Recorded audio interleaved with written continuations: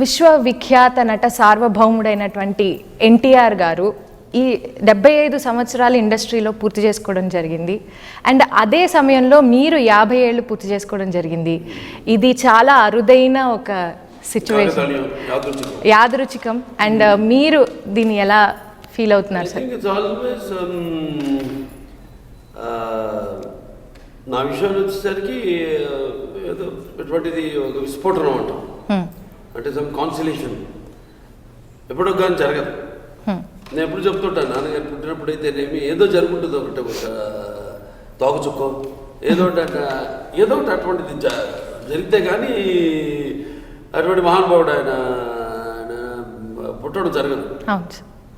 So అటువంటిది యుగానికి ఒక్కడు అంటారు. నేను ఆధ్యాత్మికంగా ఎంతో దాన్ని బాగా లోతులో ఉంటాను కాబట్టి, వాటి గురించి ఆలోచిస్తాను కాబట్టి, ఇదంతా భగవంతుడు ఒక అభిష్టం, ఆయన అభిష్టం మేరకే ఇలా జరిగిందని